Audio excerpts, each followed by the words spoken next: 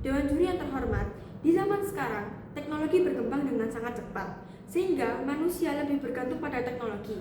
Teknologi informasi mempunyai dampak positif, namun saya sebagai pihak kontra melihat lebih banyak hal negatif yang terjadi di masa sekarang. Contohnya adalah ketergantungan manusia terhadap AI, sehingga manusia tidak ingin mengembangkan pikirannya dan kemandiriannya. Ketergantungan pada AI adalah salah satu dampak negatif dari ketidakmampuan kita dalam mengendalikan diri dengan perkembangan teknologi yang ada.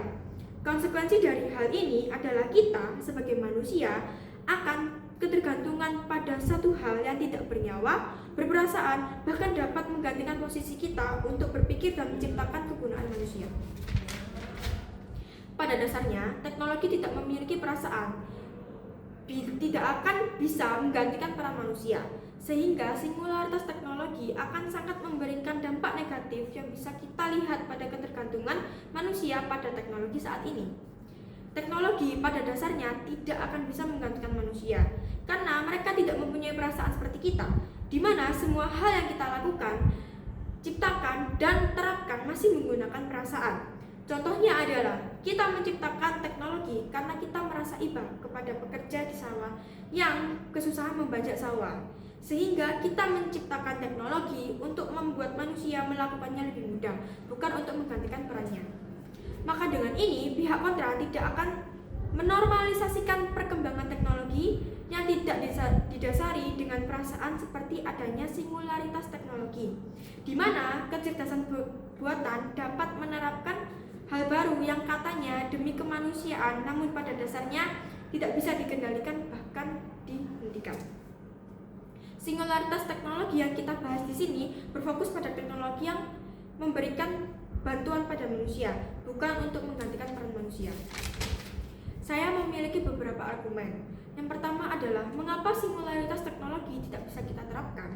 Singularitas teknologi akan mencapai di mana manusia tidak lagi bisa memprediksi atau mengendalikan teknologi yang ada, sehingga manusia pun tidak akan bisa mengetahui sebesar apa dampak negatif yang akan terjadi. Dengan ini berarti bahwa kita sebagai manusia memiliki peluang 50-50 dengan taruhan kemaslahatan tidak hanya untuk manusia, namun untuk makhluk lainnya.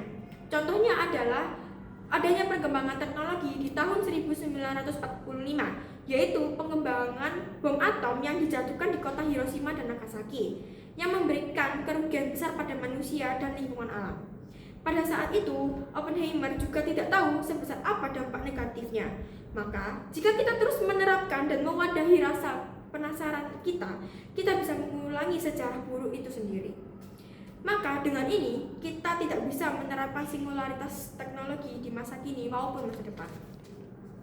Yang kedua, apa saja dampak negatif jika kita mendukung kedatangan singularitas teknologi? Banyak akibat negatif yang terjadi ketika kita menerapkan teknologi yang tidak berperasaan dan tidak bernyawa. Salah satunya yaitu kita yang terlalu bergantung pada teknologi sehingga kita tidak dapat memanfaatkan teknologi dengan baik, dan menjadi dampak negatif yang akan membuat kita menjadi manusia yang selalu bergantung pada sesuatu hal yang tidak bernyawa bahkan berperasaan.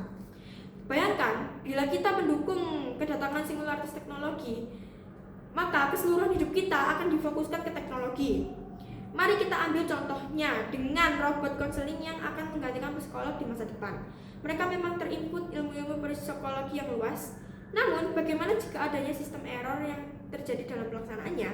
Bagaimana jika teknologi malah memberikan feedback negatif pada orang yang konseling karena mereka hidup tidak ada sistem perasaan? Tentunya hal itu tidak akan dapat diselesaikan dengan mudah. Maka dampak negatif tersebut cukup membuktikan bahwa kedatangan singularitas teknologi akan sangat susah diterima masyarakat. Dengan ini, saya sebagai pihak kontra menolak adanya kedatangan singularitas teknologi atau MOSI ini. Terima kasih.